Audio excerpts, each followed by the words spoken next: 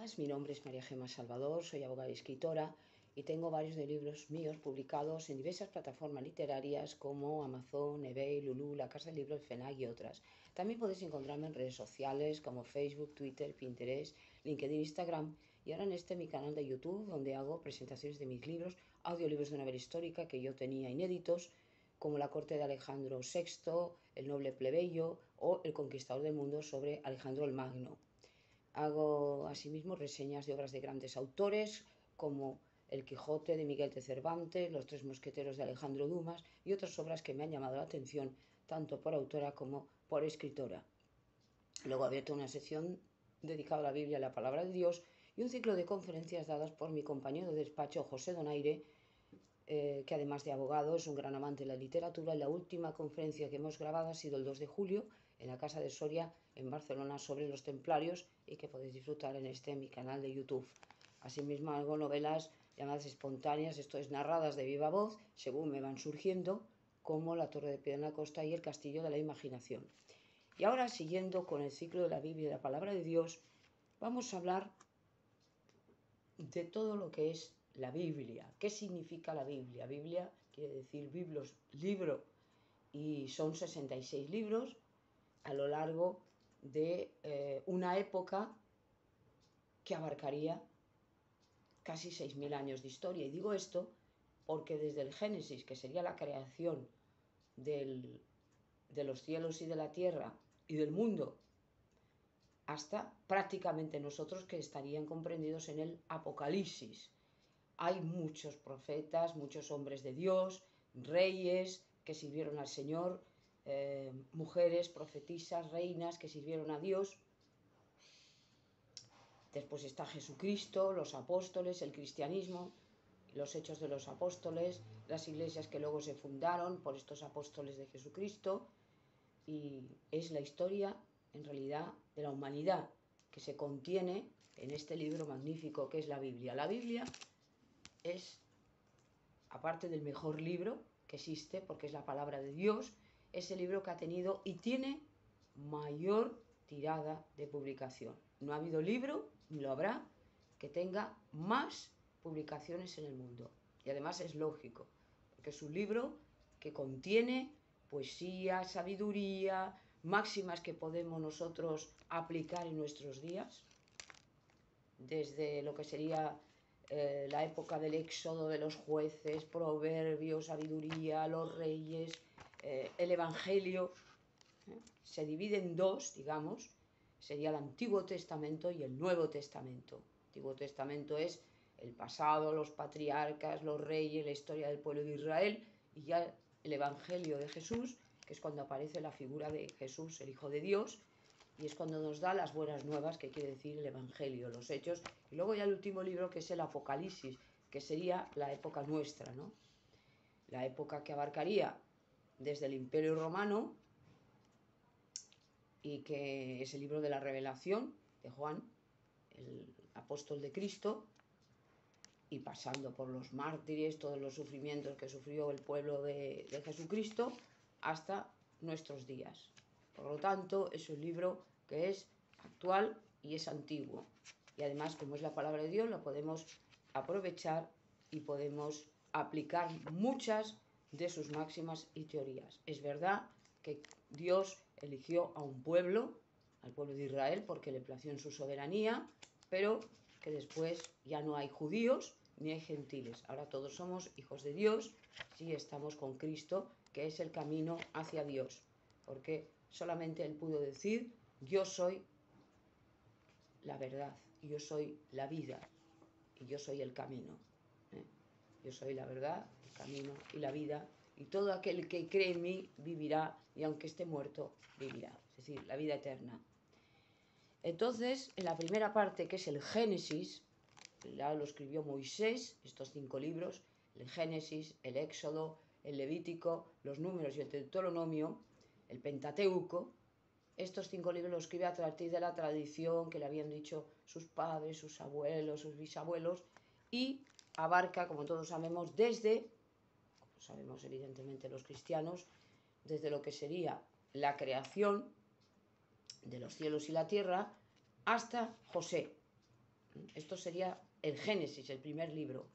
En el primer libro nos habla de la historia de los patriarcas, estos hombres que empezaron a invocar el nombre del Señor a partir de Enoc, que es el séptimo en la generación después de Adán, y termina con José, el casto José, ¿no? Las 12 tribus de Israel y José cuando está en el país de Egipto. Bueno, el caso es que nos habla de la creación de los cielos. Primero Dios crea los cielos con Cristo, con la palabra. En el principio era el verbo y el verbo estaba con Dios y el verbo era Dios. Y cómo crea Jehová Sebaot los cielos tan hermosos que crea, varios cielos, ya nos dice varios cielos, porque está el cielo, el tercer cielo donde está Dios, como si dijéramos el cuartel general de Dios con sus ángeles y Cristo, el segundo cielo que es donde opera Satanás y los demonios, y el tercer cielo que es el cielo que vemos nosotros, el cielo atmosférico.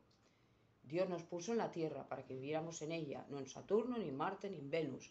Y ahí creó todo un clima, todo un jardín, todo un entorno hermoso para que viviera el hombre y sus descendientes.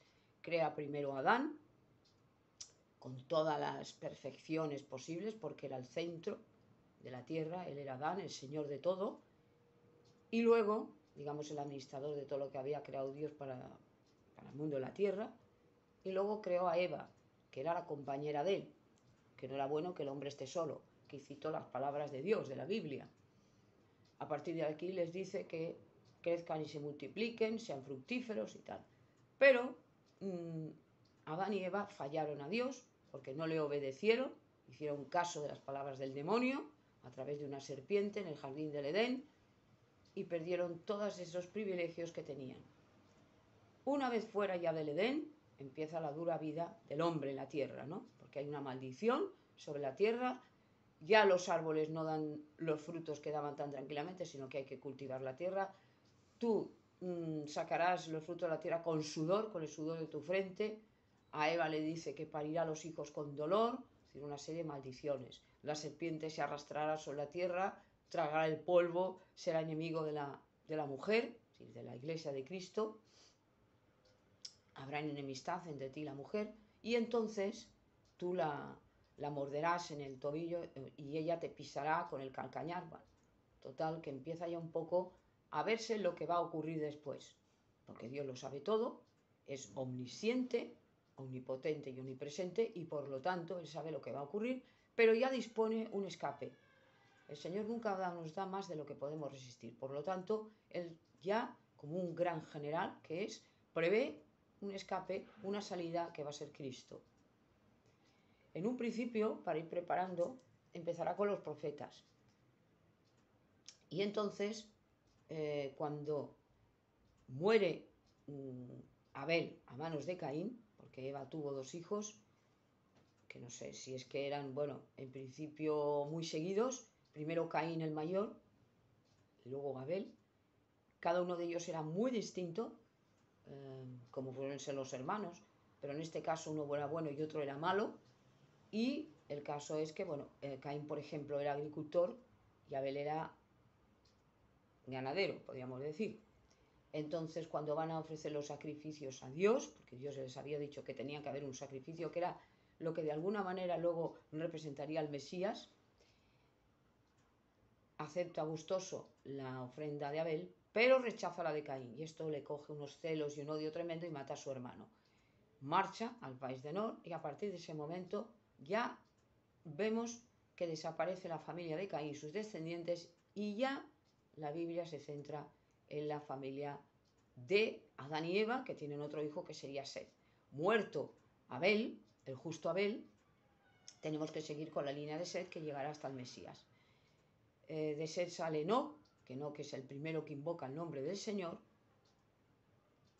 Y de Enoc se hablan ya muchas cosas, ya lo he dicho cuando hablé de la reseña de este hombre de Dios, que fue el primero que caminó con Dios, que Dios se lo lleva, a los 365 años se lo lleva al cielo, lo rapta con su carro de fuego, que también lo hará con Elías, con el profeta Elías. Y durante la época de Enoc, que fue un gran profeta de Dios, que no se cansó de predicar la palabra, que es lo que debe hacer siempre una persona que está con el Señor, sobre todo si es cristiano ya, empieza a haber una sociedad corrompida. La misma Biblia nos lo dice al principio, que habiéndose multiplicado sobre la tierra los hijos de los hombres, empezó las hijas de Dios, bueno, los ángeles malos, los ángeles caídos empiezan a fijar a las hijas de los hombres, hacen con ellos un gran pecado porque tienen hijos que son los Nefilí, los gigantes de la tierra, que eran los seres de la antigüedad, y entonces Dios, cansado de tanta suciedad y tanta porquería, planea un plan que es el diluvio universal, destruir completamente la tierra. La nega llena de agua, se unen las cataratas del cielo con el agua del mar y entonces todo lo que estaba vivo sobre la tierra desaparecerá. Pero antes se lo había dicho no, para que a sus descendientes se lo dijera. La gran paciencia de Dios cuando Enoc tiene a su hijo Matusalén, que vivió 969 años y que quiere decir cuando muera habrá juicio, que es el abuelo de Noé y que va a haber la salvación a partir de Noé. Noé quiere decir el consuelo de la humanidad. Noé es un hombre muy justo a los ojos de Dios, un hombre que solo hizo el bien, que fue muy obediente a Dios y construye un arca, como dice el Señor, a los 500 años de su vida, porque vivió 959 años, y sabemos todo lo que ocurrió, el diluvio universal, y a partir de este momento empieza una nueva etapa para la humanidad. Habían pasado unos 1650 años y a partir de este momento Dios le dice a Noé, otra vez, como le habían dicho a Adán y Eva, sean fructíferos, vayan poblando la tierra, les da el arco iris, que significa que nunca más habrá un diluvio, y después les da una serie de normas. A partir de aquí podían comer carne, que antes no podían, porque todos eran herbívoros, animales y hombres y tal, y a partir de los hijos de Noé empieza la raza humana. Sem, Cam y Jafet. Entonces se van distribuyendo por el mundo. Sem serían los semitas, los judíos, los de Jafet serían los europeos y americanos, y los de Cam serían los africanos. Entonces, un nieto de Cam, que en realidad es el hijo malo de Noé, porque por desgracia el mal lo llevamos dentro, ya lo dijo Dios, se lo advirtió a Noé, no estará mi espíritu en el hombre más de 120 años, porque desde que nace, pues desde que mama ya es malo el hombre, por desgracia, por la caída, por este mal que tenemos dentro, y entonces es verdad que lo cumplió, como todo lo que dice el Señor. Por lo tanto, a partir de este momento, hay un hombre que es bisnieto de Cam, el hijo de Noé, uno de los hijos de Noé, y este es el gran cazador Nimrod.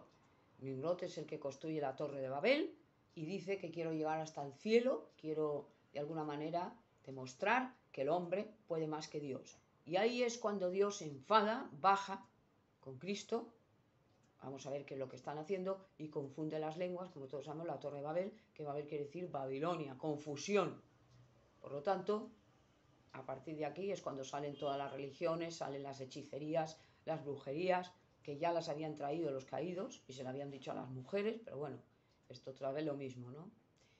Por lo tanto, sabemos que ya empiezan a distribuirse ya los hombres, nacen los idiomas y luego nace un hombre después de 30 años de la muerte de Noé que se llama Abraham. Y aquí hay otro capítulo en la historia, ¿no? Abraham o Abraham, al amigo de Dios, que Dios le dice que se vaya de su tierra, sal de tu casa, de tu parentela y ven a la tierra que yo te traeré. Él estaba viviendo en Ur de Caldea, una tierra completamente endemoniada, no había más que pecado, no había más que suciedad, un montón de dioses. Dios le trae a la tierra prometida, primero lo hace pasar por Egipto y le promete que él será el padre de las naciones, que de él nacerán muchos y que tendrá una gran bendición. Él no tenía hijos, pero confiaba en el Señor. Entonces, el problema que tuvo Abraham es que no es que dudara de Dios, pero la mujer, que era más avispada, le dice, mira Abraham, nosotros ya somos mayores y por lo tanto, si tú te unes a mi esclava Agar, podremos tener un hijo de ella porque si no, no vamos a tener hijo. Entonces, bueno, se une y nace Ismael. Ismael será, digamos, el origen de los árabes, del pueblo árabe. Y después tienen un hijo que se llama Isaac, que quiere decir risa, porque ya se rió, ¿no? Bueno, Abraham tuvo muchas bendiciones de Dios, llegó a ser riquísimo, muy considerado, vivió mucho tiempo y además fue un hombre que tuvo un privilegio que no ha tenido nadie, como fue ver a Dios. No a Dios físicamente, porque no le ha visto nadie, pero sí vio la figura de Dios, porque los 3 ángeles se le aparecieron, 3 hombres, y en ellos estaba él, estaba Dios. Le advierte de que va a destruir Sodoma y Gomorra por la cantidad de porquería y suciedad y homosexualismo y barbaridades que estaba cometiendo el hombre, que era contrario a la norma de Dios, y por lo tanto allí estaba su sobrino Lot, porque se había ido a Sodoma y Gomorra, había ido allí a esas ciudades pervertidas y las destruye con fuego y azufre. Y luego también había encontrado a Melquisedec, que es la figura de Jesucristo, que es sacerdote y rey, el rey de Salem, de la ciudad de Jerusalén, ciudad de paz. Es importante, ¿no?, ver esta figura del ángel del Señor. Y luego, cuando ya muere Abraham, están sus 2 hijos, Isaac e Ismael, y a partir de Isaac ya vienen las 12 tribus de Israel. Jacob, Esaú, y Dios está todo el rato terminándolos, que va a crear una gran nación y que va a ser esta nación la nación de Israel.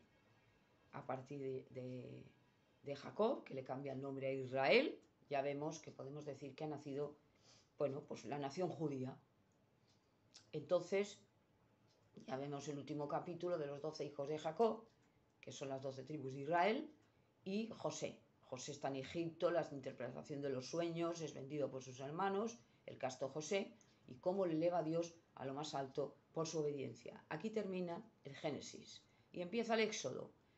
El Éxodo es cuando ya han pasado unos años, 400 años, el pueblo de Israel está muy esclavizado por los egipcios, son esclavos de ellos, y aparece un hombre que es Moisés, salvado de las aguas. Dios no se había olvidado de su pueblo y a su debido tiempo saca un caudillo.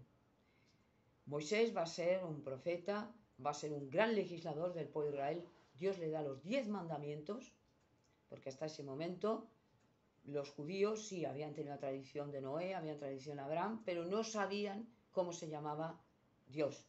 Dice, yo soy el que soy, porque quiere decirse que Él es el eterno, ¿no?, que no tiene ni principio ni tiene fin, y que su nombre es diferente a los otros nombres, Yahweh, Jehová, este es mi nombre.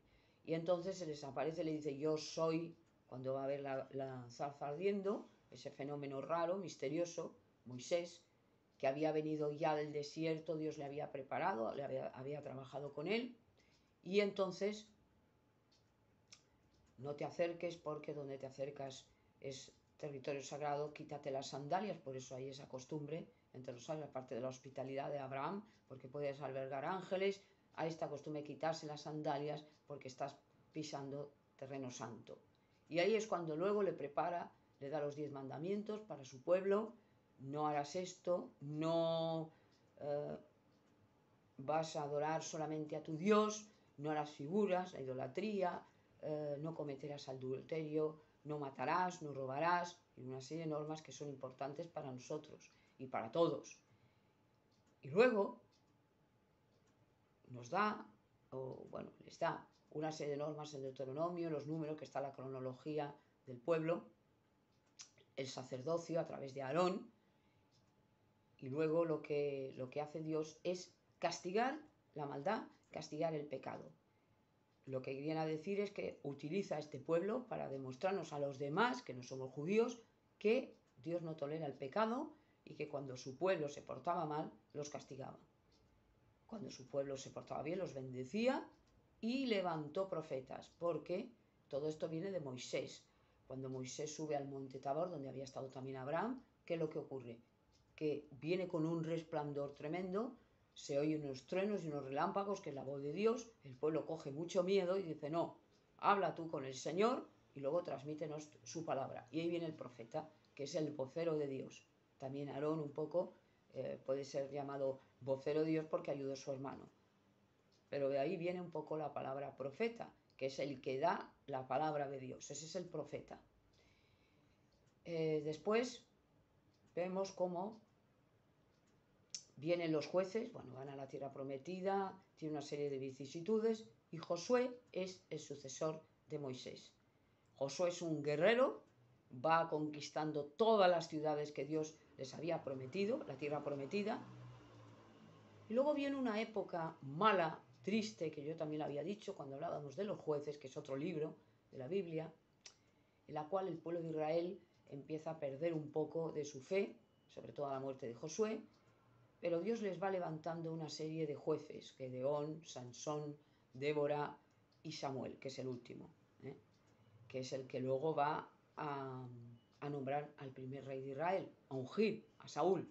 También está el libro de los proverbios, de la sabiduría, los famosos salmos del rey David, que son preciosos, el libro de Job, que está en medio, un libro de los más antiguos, del país de Cus, este hombre justo, como se ve atribulado de una serie de desgracias, de maldiciones, pero no de Dios, sino del demonio, que le somete a prueba y Dios lo deja para demostrar que su siervo Job es un hombre justo y efectivamente después lo va a bendecir mucho más de lo que le había bendecido, porque Job fue un hombre justo a pesar de todas las desgracias y todas las tribulaciones que tuvo, para demostrarnos que se puede aguantar y se puede ser justo a pesar de todo lo que nos venga, y que muchas veces, porque había esta idea en el pueblo de Israel de que aquel que le venían las maldiciones y las desgracias, o mejor dicho, el que le venían las desgracias era porque había hecho algo malo. No es verdad,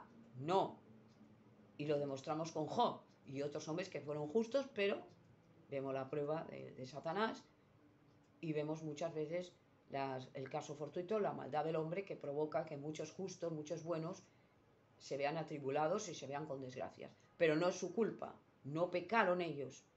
Entonces, después viene el nombramiento de los reyes, el primer rey Saúl, que le falló a Dios, y luego viene David, el rey David, ¿no? El rey David, que pone su capital en Jerusalén, que era muy de acorde con el carácter de Dios, a pesar de que falló muchas veces porque era un ser humano, pero este amor que tenía hacia el Señor. Luego viene su hijo Salomón, bueno, es el reinado más grande que tuvo el pueblo de Israel. Y luego las sentencias famosas de Salomón, el hombre más sabio después de Jesucristo. Y luego ya la división, por desgracia, del pueblo de Israel. Y este es otro capítulo de la Biblia, ¿no? Cuando muere Salomón, su hijo Roboam se porta tan mal que ya uno de los profetas, Asía, le dice: tu reino va a ser dividido. Se lo da a Jeroboam, que luego tampoco se comportó. 10 tribus arriba y las 2 abajo de José y de Efraín, y de Benjamín, son para ti. Las demás ya se te quitan. Israel arriba y Judá abajo. Capital Samaria, capital Jerusalén. Y esto ya es una constante hasta el final, hasta 1948, que viene ya el pueblo de Israel. El caso es que todo esto está en la Biblia, es la historia de los pueblos, porque primero están, que ya hablaré después, los imperios, cómo van de alguna manera influyendo en el pueblo de Israel, cómo lo van martirizando muchas veces. Dios se sirve de estos imperios para de alguna manera castigar o bendecir a su pueblo, pero esto hablaré después cuando hable del profeta Daniel. Y luego empiezan ya el reinado de los reyes. Unos fueron muy buenos y otros fueron malísimos.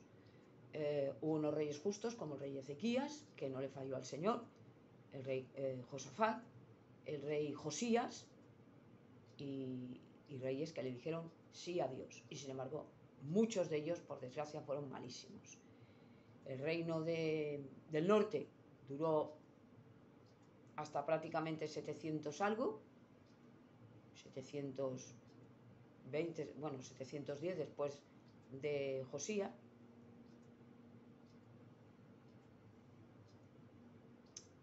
No, me estoy equivocando, estoy hablando del sur.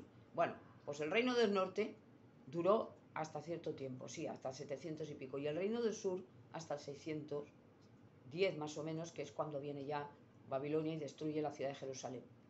El caso es que es lo que decía, que Dios se vale de los imperios para destruir, no destruir, sino castigar al pueblo de Israel, porque Dios no quería destruir al pueblo de Israel.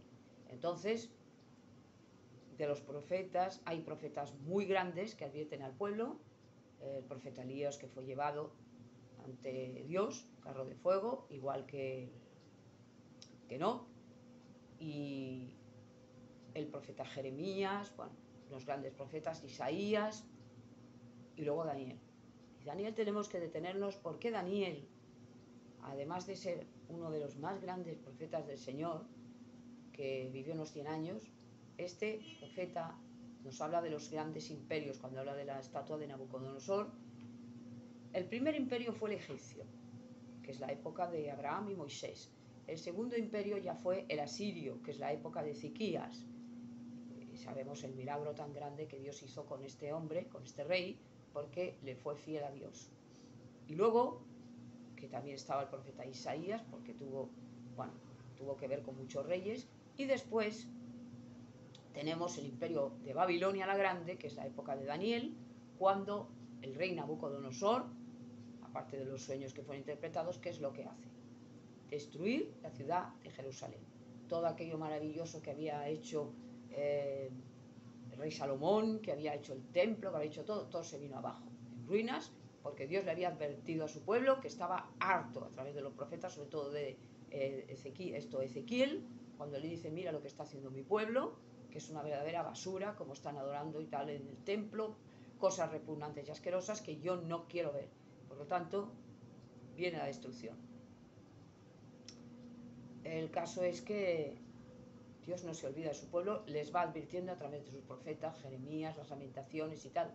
Y luego, de esto de Babilonia, viene otro imperio que es el persa, Medo-Persa, con Ciro el Grande, que es el que de alguna manera es de la libertad. Ellos vuelven a Israel, empiezan a reconstruir las murallas de Jerusalén, y ahí es cuando viene otra etapa diferente, hasta el Mesías.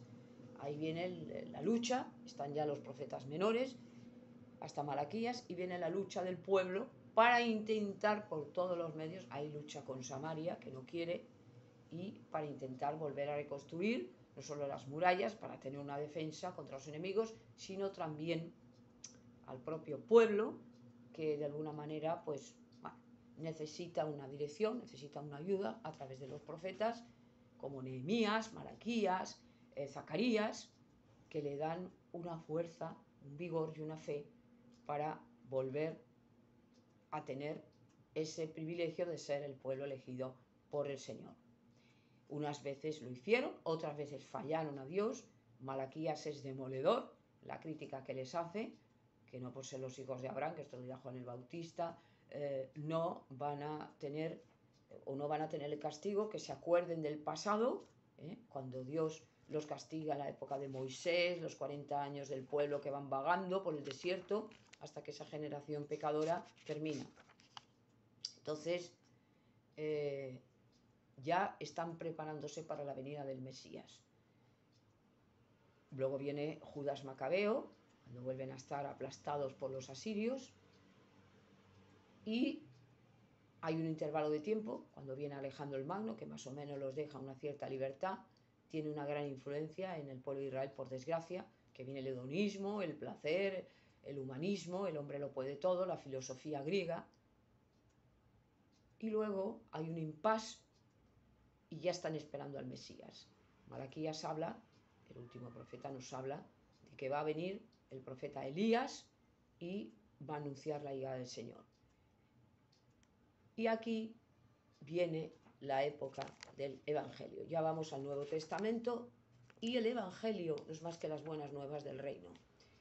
Emmanuel, Dios con nosotros, se cumplen las profecías que se habían dicho a través de los profetas de que el Señor iba a descender a su pueblo, a la tierra, y iba a hablar. Empieza con que el ángel Gabriel desciende a la tierra y primero va a Zacarías, que es profeta y que es sacerdote, el sumo sacerdote en ese momento, que será el padre de Juan el Bautista. Le dice que va a tener un hijo, que va a ser una bendición, que va a anunciar al Mesías, y efectivamente se cumple. Y entonces después 6 meses después, va a ver a la Virgen María y le anuncia el mensaje de que va a ser la madre de Jesucristo. Se cumple todo, nace el Mesías, sabemos las tribulaciones que tienen los padres, que lo tienen que llevar a Egipto porque Herodes el Grande anuncia la muerte de los inocentes, va buscando a ver cómo puede deshacer el plan de Dios, que esto es el diablo, como había intentado con Moisés, matar a los niños para que no naciera Moisés.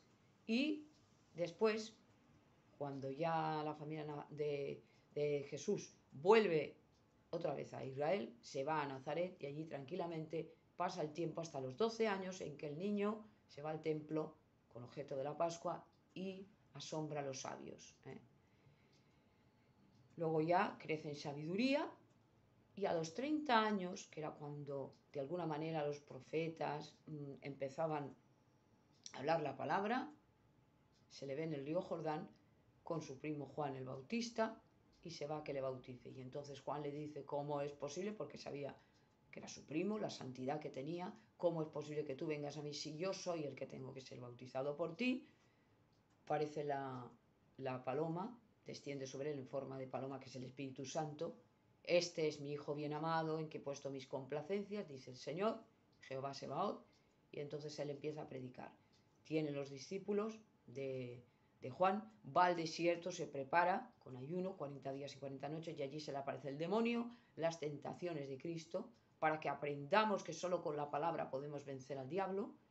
Y después empieza la predicación, 3 años y medio, en lo cual Cristo va diciendo las buenas nuevas, va haciendo milagros, va diciendo sus proverbios, sus parábolas, se enfrenta a los fariseos y va haciendo sus discípulos, sus apóstoles, hasta que al final muere en la cruz, resucita a los 3 días, sube a los cielos. Bueno, aquí empieza un poco el cristianismo, las iglesias que se van fundando y llegamos a la época de la revelación. Todo está concatenado y al final es el último libro, pero que es el que da final y es el que da principio, porque el Apocalipsis es cuando se le aparece a Juan, Jesucristo ya glorificado, como había estado cuando ellos lo ven, Juan, Pedro y Santiago, que eran los que estaban más cerca de Cristo, le ven con Moisés y con Elías hablando, y entonces, glorificado Cristo, cuando Juan está en la isla de Patmos, que está desterrado por el emperador romano, allí se le revela a Cristo. Y se fue arrebatado en el Espíritu a los cielos y vi el reino de los cielos y vi el juicio de Dios. Cristo le habla de las iglesias, de lo que les va a ocurrir a las iglesias que se habían formado. Es un poco el futuro, es un poco el presente y es un poco el pasado, ¿no? Porque Dios no tiene ni presente ni pasado. Yo soy el alfa y el omega, el principio y el fin. Nosotros estamos en medio. Entonces, por revelación, ve el trono de Dios, que ya lo habían visto otros, como Ezequiel, la gloria de Dios, y la había visto también Daniel, pero esta vez sentados. Ahí está el anciano de días, que es Jehová Sebaot, el Dios de los ejércitos. Están los ángeles con él, el ejército de los cielos, los querubines, los serafines, los ángeles y arcángeles. Alrededor están los 24 ancianos, que son las 12 tribus de Israel y los apóstoles. Y después ya empieza los sellos. Se van rompiendo los sellos del rollo de Dios, el juicio final, que solo puede coger Cristo, porque es el único que está capacitado para poder acercarse a Dios. Porque además es el Cordero de Dios que quita el pecado del mundo y su sacrificio ha servido para salvar a la humanidad y por lo tanto es el único que puede coger este rollo de las manos de Dios. Los 7 sellos van significando el fin del mundo.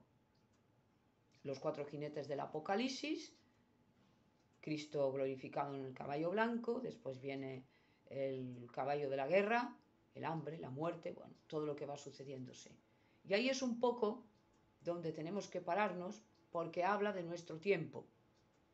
En los últimos tiempos el conocimiento aumentará, como decía el profeta Daniel, y empezarán desastres, un gran terremoto, empezará, ya habían estado los mártires, pero va recogiendo Dios, los últimos de la iglesia, y sobre todo hay una gran guerra, porque cuando habla de la guerra, ha habido muchas guerras, pero la Primera Guerra Mundial fue la peor. y luego ya la segunda. Y ahí es cuando los ayes de la tierra son más grandes. Después de esto hay una serie de hambres, de desastres constantes y continuos, y qué decir de nuestros días, cuando evidentemente ya empieza el calentamiento global, las pandemias, las pestes, todo lo que está sucediendo, la contaminación de los mares, contaminación de la tierra, de los alimentos, de todo. El ser humano cada vez está más rebelde a las normas de Dios, es lo que decía Pablo, ¿no? Cada vez habrá menos respeto por los padres, por las normas sociales, las mentes serán más perturbadas, más suciedad moral, más suciedad de todo. Y el que sea justo, el que sea injusto, sea injusto. Por lo tanto, viene una debacle sobre la tierra, se viene todo encima, Dios va a destruir a los que destruyen a la tierra, pero todo esto está en el Apocalipsis, y luego las señales que va dando.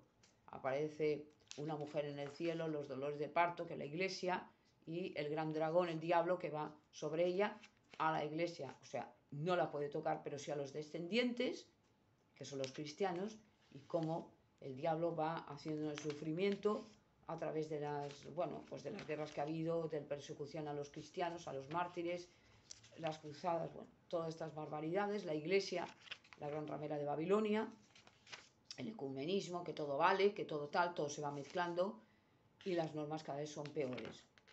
Y después lo que va a ocurrir, ¿no? Final de los tiempos. Luego ya aparecerá el anticristo. Cuando el mundo diga esto mal, parecerá un hombre que parece ser que resolverá todo, y este es el anticristo.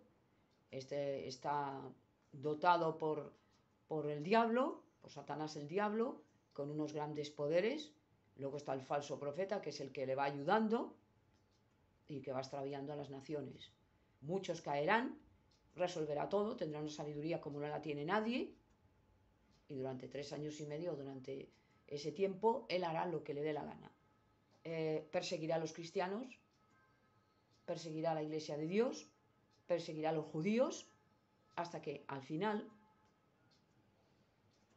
se desate la guerra, luego habrá el rapto, habrá los 1000 años, Satanás será atado, y luego viene ya el Armagedón, que ya es el final. El Armagedón es cuando se enfrentan los malos contra la ciudad de Dios, contra los buenos, son destruidos, arrojados al lago de fuego, y viene ya la nueva tierra, la nueva Jerusalén, y así termina el libro del Apocalipsis. Pero hasta este momento nosotros tenemos que detenernos en el Apocalipsis porque es la época que estamos viviendo ya. Ya hemos pasado lo del Evangelio, lo de las iglesias creadas, y estamos ya, por desgracia, en los últimos tiempos, o por gracia, ya queda poco. Estamos ya en los 4 jinetes del Apocalipsis, lo que se va desatando. Las guerras, las hambrunas, las pestes, esto ya lo hemos estado viviendo. Claro que ha habido pestes como la del siglo XIV. Ha habido la gripe del 18, que fue tremenda, pero es que las guerras han ido todavía moviendo más la suciedad, ¿no? Y todo esto el planeta se está agobiando, se está muriendo. Lo estamos viendo, los últimos estertores. Y que por muchas cosas que hagan, van a la debacle. Los gobiernos no lo van a arreglar y todas las cosas van a ir a peor hasta que, evidentemente, venga el Mesías. Y este rey Mesías es el que nos va a salvar de todas las tribulaciones y todas las desgracias, pero que antes tiene que venir el anticristo. Las guerras, las muertes, las luchas tienen que volver, ¿eh?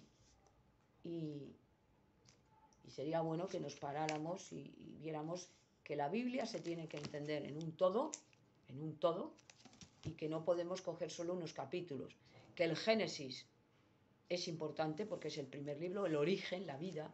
Génesis quiere decir origen, y luego ya vienen otros capítulos de la Biblia que no podemos dejar. Todos son un complemento y todos son importantes, pero que tenemos que fijarnos sobre todo ya al final. Al final, porque ya es el tiempo que estamos viviendo. Es un tiempo en el que Cristo ya ha subido al cielo, está con Dios a la derecha del Padre, está mirando por los cristianos, está intercediendo por nosotros, pero que las tribulaciones ya las estamos viviendo ahora, la gran tribulación. Pero es que ya tenemos tribulaciones, desde la Primera, la Segunda Guerra Mundial, desde la época ya podríamos decir contemporánea, a partir del siglo XVIII, ya han empezado, que si la Revolución Francesa, que si luego la Revolución Rusa, son un continuo de luchas, de guerras, de revoluciones, de problemas. Y luego ya la Primera y la Segunda Guerra Mundial, el siglo XX ya fue el acabose de desgracias y de muertes. La gripe del 18 que mató a un montón de personas. Entonces, la hambruna que hay. Y luego ya, avanzado ya este siglo, ¿qué tenemos que decir? El siglo XXI, que ya es el siglo de la tecnología. Este siglo que ya ha amanecido en el año 2019, hace 3 años, ya amaneció con una peste, con una pandemia tremenda, con el coronavirus, el SARS-CoV-2, el famoso COVID, que ya ha destruido un montón de personas, 6 millones de personas han muerto, por lo menos. La cantidad de personas que han quedado enfermas de este mal. Y luego la viruela del mono, la fiebre hemorrágica y la cantidad de infecciones, de enfermedades, de virus, de bacterias. Por lo tanto, la contaminación que hay, el calentamiento global, que el que no lo quiera ver es que está ciego. La cantidad de incendios que están ocurriendo en el mundo, sobre todo en España, Portugal, Grecia, Francia, Estados Unidos, Inglaterra, que nunca había notado y había tenido esos calores. Aunque bueno, ahora ha refrescado esos calores, la tierra está completamente seca, la desertización, que cada vez va avanzando más. Y que llegará un momento, y no a mucho tardar, por desgracia, que España se va a convertir en un desierto. La parte del sur va a ser imposible de vivir, porque va a ser calor, calor y calor constantemente, y además, sin ninguna... No va a llover, y al no llover, la tierra no va a dar fruto. Si no da fruto, viene el hambre, y viene la sequía, y vienen los cortes de agua, y no hay agua. ¿Y cómo vivimos sin agua? Por lo tanto, a pesar de los avances y a pesar de todo lo que se haga de las máquinas estas desalinizadoras, de quitar la sal del agua del mar e intentar... Pero es que cada vez hay menos. Los pantanos cada vez están más secos. Los ríos cada vez vienen más secos. Estamos cargándonos la naturaleza. Hay cada vez más suciedad en todo. Los alimentos cada vez están más contaminados. Los animales están contaminando a los seres humanos. Las enfermedades zoogénicas van saltando a los humanos, y esos son pues los virus. Las bacterias se hacen resistentes porque el hombre se automedica, y esto es un problema ya muy grave que están viendo, los médicos lo están viendo constantemente. Por lo tanto, lo único que puede hacer el hombre es atender a este gran libro que es la Biblia, la palabra de Dios. Hay que confiar en la palabra, porque es que no hay otra, no hay otra. Todo lo demás son cuentos, son filosofías baratas. El hombre creó las religiones. ¿Por qué? Porque eso, de alguna manera, le daba una tranquilidad, una falsa sensación de seguridad, sin darse cuenta que el cristianismo, lo he dicho muchas veces, es relación con Cristo, no religión. Religión son ritos, y también está la satánica. Por lo tanto, hemos de seguir la palabra de Dios, porque es lo que nos va a dar fuerzas. El hombre es un espíritu que tiene un cuerpo y un alma. Tiene un alma y vive en un cuerpo.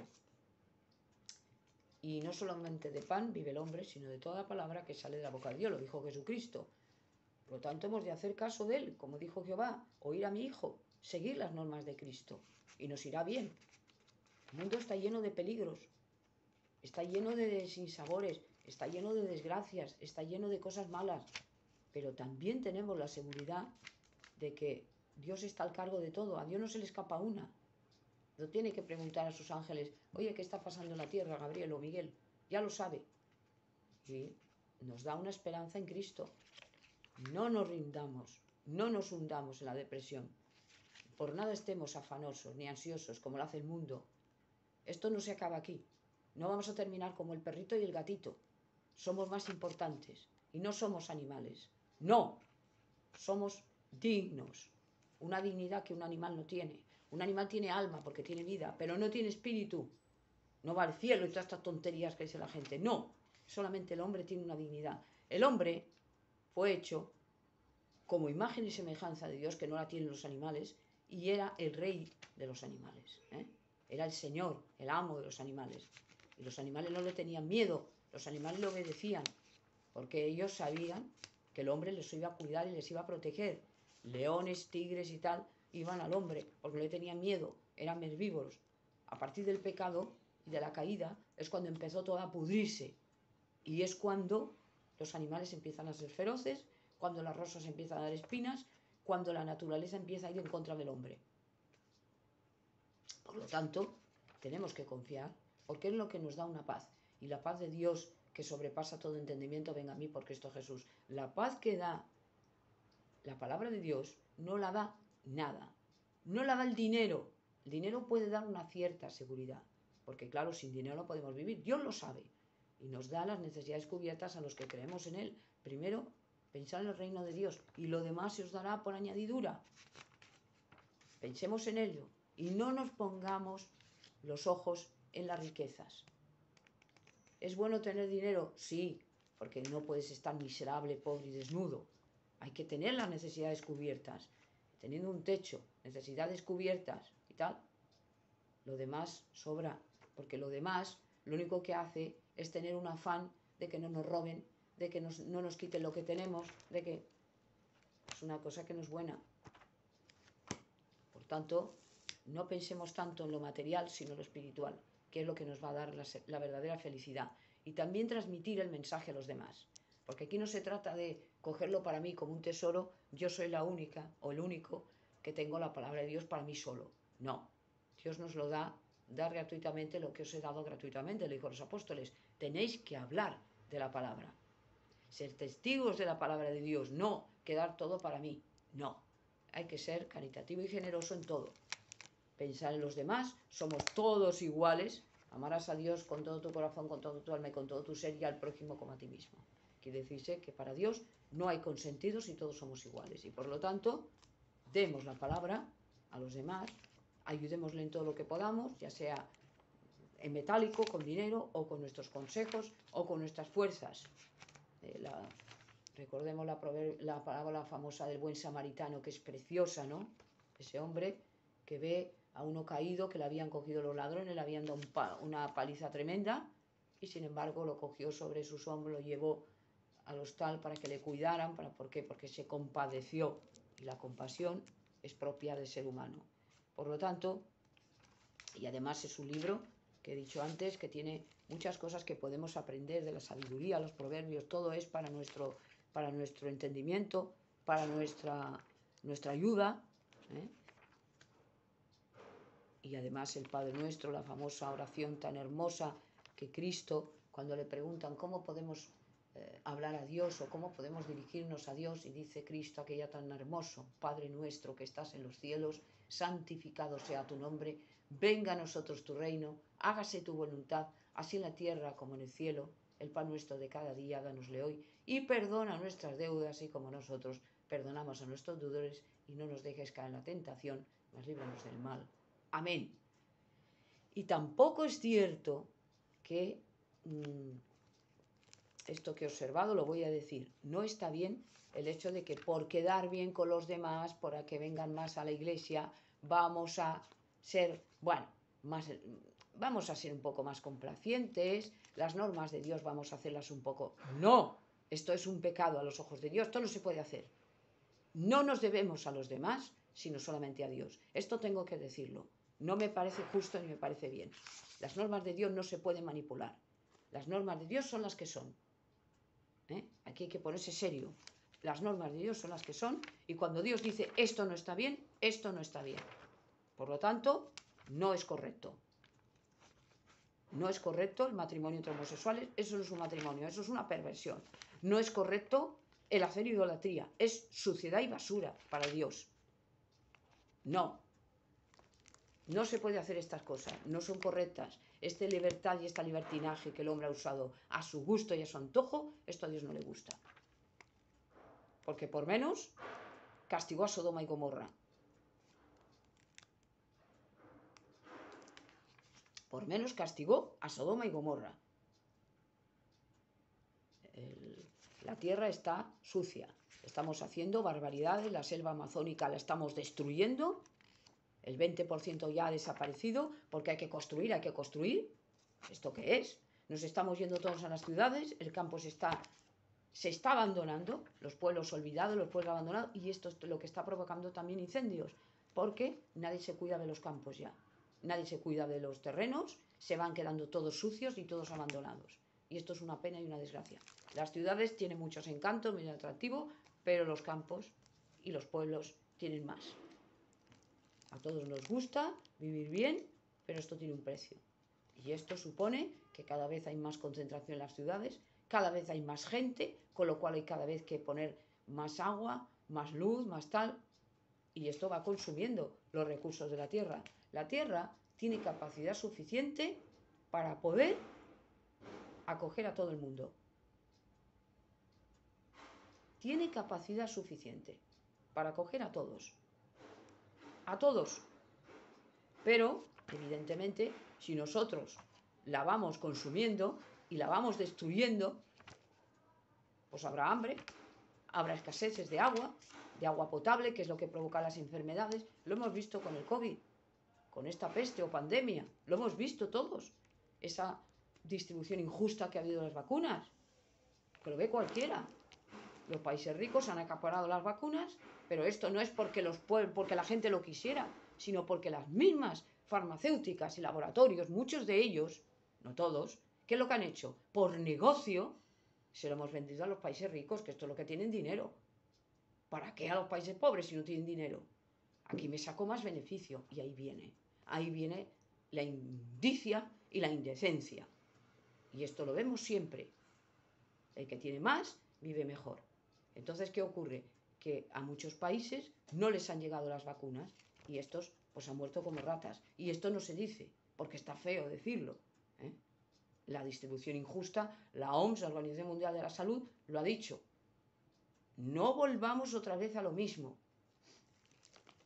Porque si han muerto en Europa mucha gente, han muerto mucho más en los países pobres, en África, en Asia, en todos estos sitios, en América del Sur, en América Central, porque tienen menos dinero, menos recursos, y por lo tanto las farmacias y los laboratorios, pues evidentemente no ganan billetes.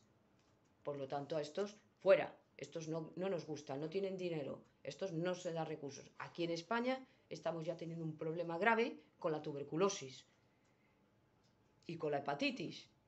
Estas enfermedades que prácticamente el mundo normal no las tiene, porque estamos vacunados, tenemos nuestro acceso a los medicamentos, a los médicos.